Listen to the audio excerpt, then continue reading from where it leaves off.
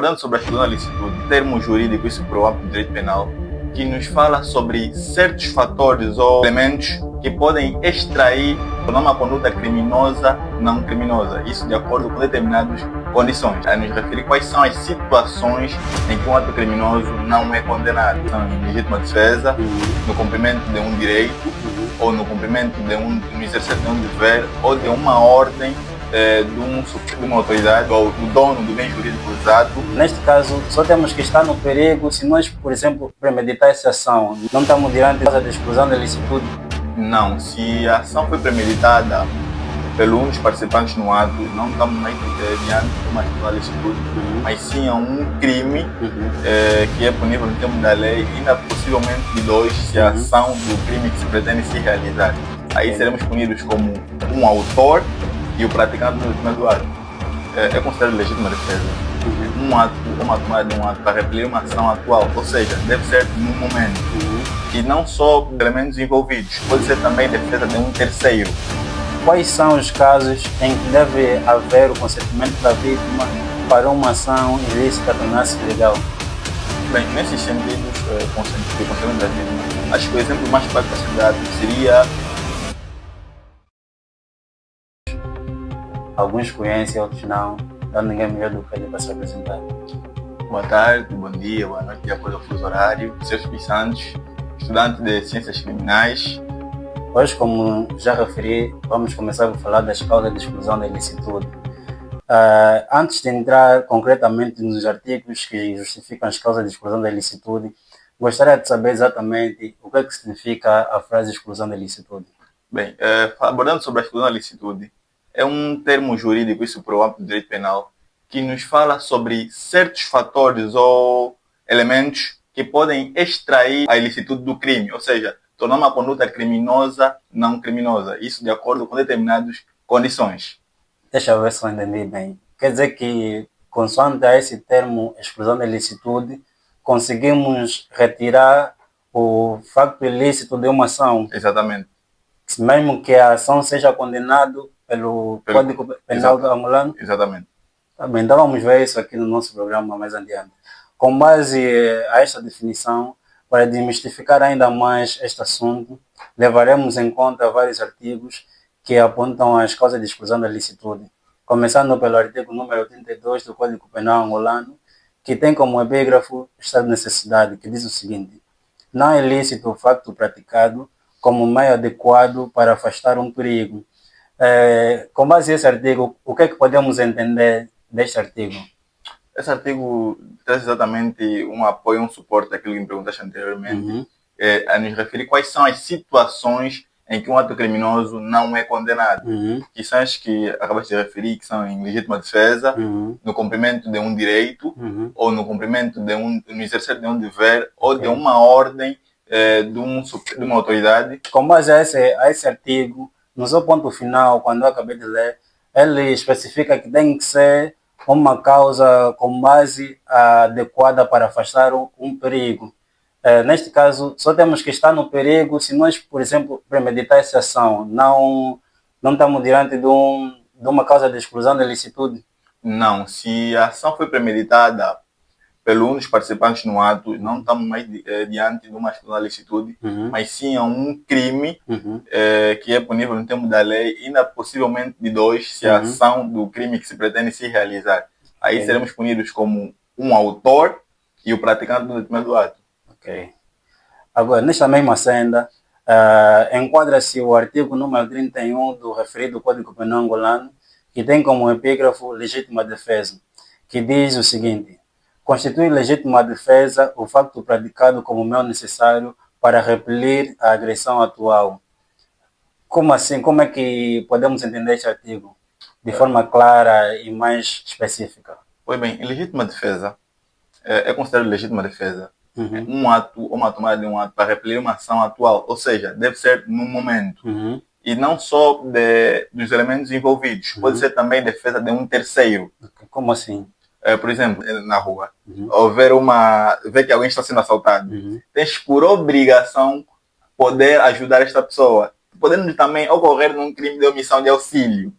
Ou seja, és obrigado por lei a socorrer uma pessoa que esteja a passar esteja a sofrer um determinado ato criminoso na via pública.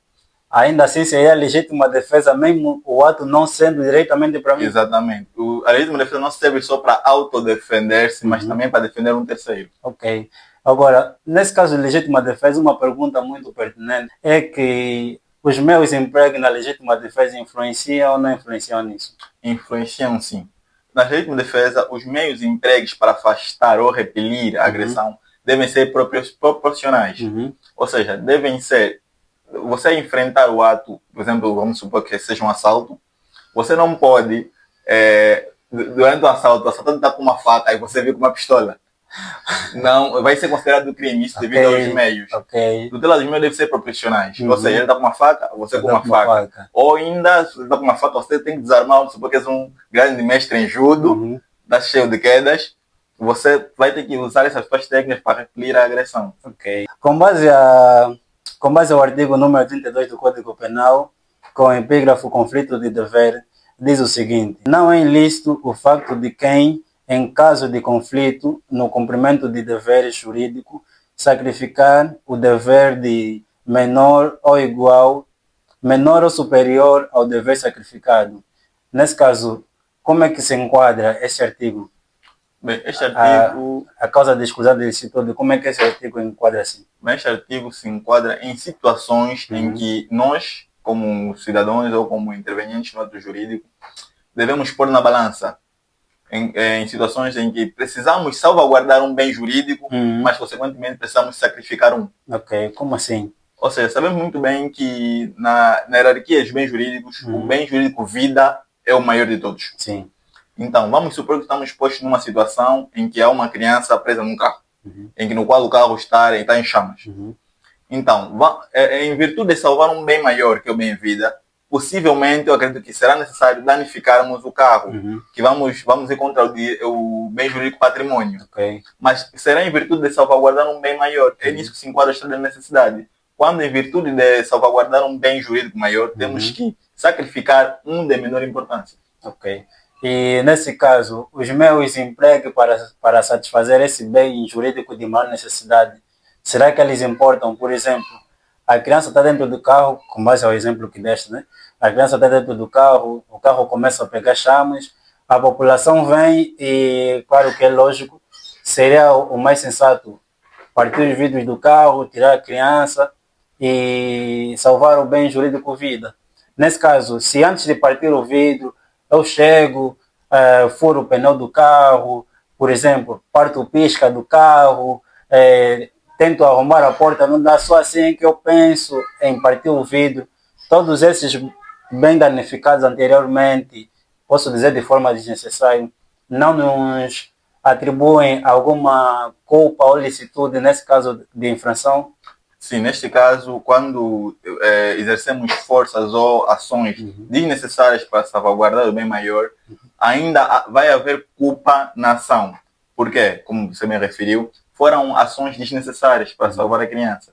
Mesmo estando num estado de tensão, adrenalina, não justifica o ato.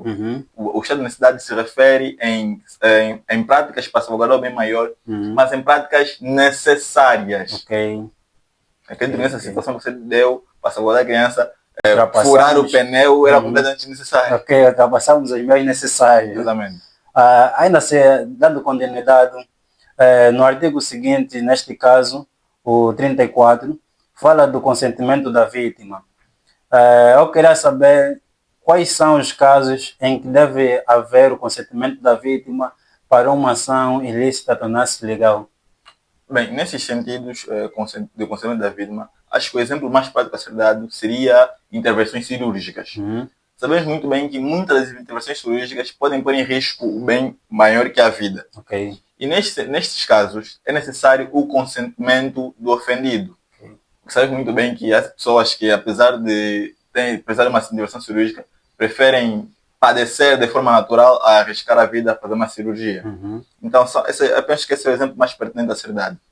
Nessas situações, o médico precisa do consentimento do ofendido, nesse caso do paciente, para poder proceder à intervenção cirúrgica. Ocorrendo num crime, se o médico decidir intervir sem consentimento do mesmo. Mas ainda nesse assunto do consentimento, eu tento trazer aqui aspectos muito abordados na nossa sociedade, em que acredito que esses assuntos aqui mencionados vão chegar em toda a franja da nossa sociedade, tanto nos meios mais, posso dizer, restrito, como nos mais abrangentes que estão interessados ao estudo do direito e das nossas leis, né? No caso mais restrito da nossa sociedade, que muitos dizem que não, eu fiz isso porque ela aceitou, eu fiz isso porque ela quis e não tem praticamente noção das leis. Temos o exemplo dos jovens, nesse caso, quando são processados, ou o pai vai dar queixa que não, esse jovem de 20, 25 anos está namorando com a minha menina de 12 anos, ele vai dizer, não, é minha namorada, ela aceitou. Nesse caso, como é que podemos esclarecer nessa sociedade que isso, ou como é que podemos encarar essa causa, esse facto? Bem, legalmente falando, o consentimento só é admissível para maior de 16 anos, ou seja, de 16 avante, é que são autorizados a dar o consentimento. O consentimento de um menor de idade não é aceitável. Não importa quantas vezes ela falar aceito, quantas vezes ela falar eu quero. Mesmo se ela dá o seu depoimento. Não interessa. Ela deve ser maior de idade, que no âmbito do direito penal, a maioridade são 16 anos. Okay. É que é necessária para dar seu consentimento. Caso a jovem, no exemplo que acabaste de referir, seja menor de idade, é necessário o consentimento do seu tutor, nesse caso os pais. E em situações como estas, o consentimento também não tem efeito. Porque vai contra um crime, que vai ser a autodeterminação sexual. O namorado estaria a ocorrer num crime de autodeterminação sexual, que seria uma agressão sexual a menores. Pior ainda para a situação do namorado, se for uma agressão sexual com penetração. Agora vamos entrar para o nosso segundo capítulo, que será a causa de exclusão da culpa. Com mais a causa de exclusão da culpa, ainda sobre este quesito, temos o artigo 36 do Código Penal, que fala sobre a exclusão, o excesso de legítima defesa desculpante, que diz o seguinte: age sem culpa quem ceder os meios empregos em legítima defesa, sempre que o excesso resulte de perturbação, medo ou susto não censurável.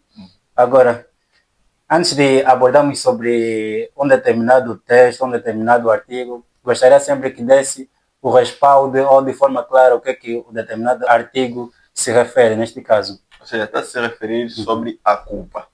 Neste artigo vamos pôr um pouco de lado a ilicitude.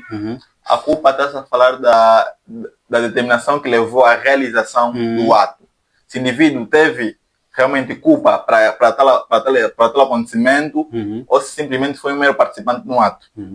Bem, entrando agora no artigo que você referiu, que é a legítima defesa desculpante, pode-se entrar também nos meios empregos. Pegando mais uma vez do exemplo da assaltante, uma vez que, relembrando que nesse exemplo és um mestre de quedas, neste exemplo, sabendo que você já imobilizou o referido assaltante, já o desarmaste, mas ainda assim, convenientemente, acabas por lhe partir o braço. Já não era necessário. Você já lhe imobilizou, já desarmou. Mas é aí que entra a legítima defesa desculpante. Se esse ato que você realizou dele, que partiu o braço ao assaltante, resultou das questões aí referidas no artigo, medo susto sim, causa não censurável. Exatamente. Legitimiza o teu ato. Mas a questão é, a princípio falamos que se alguém nos ataca com uma faca, nós não podemos vir com uma arma. Aqui é um contraditório, pelo meu ver, né? Agora gostaria de saber, pelo meu ver aqui é um contraditório. Ele vem com uma faca, vem com uma arma, mas se eu dizer que não, foi num caso de medo, perturbação, ou algo não censurável, quer dizer que isso me desculpa, mas todo mundo vai dizer que foi causado pelo medo. Exatamente. Então não vai ter como... Exatamente. Aí, como já fez, entra a estratégia do advogado do mesmo indivíduo. Caso, vamos supor que está em julgamento, o indivíduo não justificar que foram essas causas que levou a agir de tal forma, o indivíduo vai se referir, vai ser levado como excedeu-se na legítima defesa, que é um fator que encontramos. Como é que vamos conseguir identificar que a causa que levou o indivíduo a agir de tal forma foi realmente o medo ou o susto, nesse caso? Neste sentido, o indivíduo tem que ser um ótimo ator no tribunal. Ele tem que ser um ótimo ator, simular perfeitamente que estava com susto, medo, que é para convencer os jurados e o juiz. Mas tem reações que acontecem no momento. Se calhar no momento ele tinha aquele todo medo, mas consoante o tempo, até a data do julgamento, aquilo passou e ele não consegue justificar o que aconteceu no momento. Ele esteve em choque. Como é que vai justificar? Tem que justificar, tem que haver testemunha, justificar que ele estava realmente agiu como se fosse num estado psicológico totalmente nervoso. Tem que tentar mostrar em tribunal que ele é uma pessoa que quando está exposta a certa tensão, a certas situações, perde a cabeça, como dizemos na gíria, leva à loucura. É isso que o indivíduo vai ter que fazer em tribunal para justificar a situação. Okay. Caso não, vai ser penalizado simplesmente por excesso de legítima defesa. Mas aqui ainda acho que há um contraditório entre a legítima defesa do desculpante e a legítima defesa. Porque são temas semelhantes, mas que defendem situações extremamente opostas, né? Conforme já vimos aqui, uma diz que não deve ser excedida aos meios de emprego, outra diz que os meios podem exceder.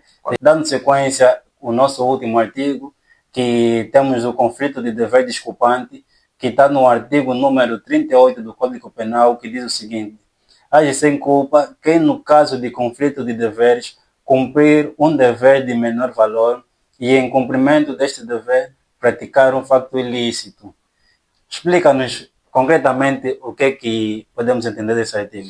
Bem, desse artigo a gente referir mais uma vez exemplo de profissionais que estão em situações em que ele vai ter que fazer um juízo de valores sobre quem deve ser salvo. Esse artigo serve para desculpar ou justificar ações de certos profissionais que, no exercício dos seus afazeres, são postos em situações de extremo estresse que eles vão ter que fazer um juízo de valores. Nesse caso, no conflito de deveres, no desculpante, vamos pegar exatamente mais o exemplo de pessoas que foram picadas por um escorpião, por exemplo, e só temos um antídoto. Só serviria para salvar um. Vamos supor, por exemplo, que o senhor médico ou enfermeiro tente salvar os dois. Tente dividir a ampola. E no qual os dois vão acabar por falecer. O antídoto serviria para um. Foi um posto numa situação que ele tinha que ter um juízo de valores para salvar apenas um. Mas numa tentativa de desespero, tenta salvar os dois e acabou culminando na morte de ambos. Então, neste exemplo, vai haver uma desculpa deste médico porque ele não quis fazer um juízo de valores, tentou salvar ambos. E na qual acabou culminando na morte. Calma. Mas acho que aqui o médico deveria ser responsabilizado, nesse caso, desculpa, porque esse artigo faz juiz que aí tem uma desculpa para o médico caso ele faça juiz a um valor em detrimento ao outro. Exatamente. Quer dizer que se ele salvasse um em relação ao outro, ele será desculpado. Exato. Mas já que ele não salvou nenhum, ele deve ser culpabilizado. Nesse caso ele tem ilicitude. Nesse caso é ilicitude. Sim. O facto é ilícito. Só que ele realizou a ação numa tentativa de salvaguardar o bem maior que a vida, desse caso, de ambas as vítimas. Mas aqui não seria... tipo, o artigo não falaria mais alto do que a ação do médico de tentar salvar os dois. Ele acho que ele já tem que estar em mente do que mais vale salvar um do que tentar salvar os dois, porque isso, se tornar uma prática recorrente, ele tentar salvar os dois, acredito que vai estar sempre a matar as duas pessoas. Sim e não. Não deixa de estar certo, mas também temos que ter em causa que bons nossos profissionais, tanto médicos, bombeiros, são pessoas que tentam sempre salvar vidas. Não importa de qual seja o meio, a forma, querem salvar o máximo de vidas possíveis. E alguns momentos, e ninguém gosta de ser posto nessa situação, na qual temos que fazer papel de Deus, escolher quem vive e quem morre. Sim. Então, numa tentativa desesperada, alguns tentam fazer isso, salvar os dois, tal como depois ser uma situação, como diz aí, salvar um bem menor, em que ele vai ter que escolher, vai fazer uma escolha errônea. Numa escolha de vida, numa situação como essa, também entra o grau social do indivíduo. Entre você e o presidente, entre você e um ministro, entre eu e um general de guerra, ele teria o dever de salvaguardar a vida desses indivíduos. Mas tentar salvar os dois e acabar no falecimento. Aí entra o conflito de deveres desculpante. Nós temos aqui um slogan do nosso canal que está debaixo do nosso logotipo. Quando ver a imagem do nosso logotipo, vamos ver o nosso slogan, que diz que não basta sermos iguais perante a lei, é necessário que a lei seja igual perante a nós. Com base ao nosso slogan, eu gostaria que desse um conselho à nossa sociedade de como é que eles devem agir perante a lei, como é que a lei deve agir perante a sociedade. Perante o vosso slogan, digo que ninguém é pobre demais para não ter direito à justiça. A nossa sociedade está a um nível em que muitas pessoas são vítimas de crimes diariamente, mas em função do seu grau social, não se remetem a ir para um tribunal, não se remetem a ter um advogado, não se remetem a fazer um processo. Então digo que todo mundo, ninguém é pequeno demais perante a justiça. Todo mundo deve reivindicar os seus direitos e lutar por aquilo que é certo. Caso não tenham o meio necessário, procurem quem tenha. Nós estamos aqui de bom grado para ajudar. E deixo aqui um apelo também, penso que vai ser engrandecedor. Quem tiver casos ou situações de justiça, do âmbito de direito criminal e penal, nos remeta, que nós faremos uma abordagem para esclarecer como devem agir e como devem proceder os vossos processos criminais. Muito obrigado. Ficamos por aqui. Até a próxima.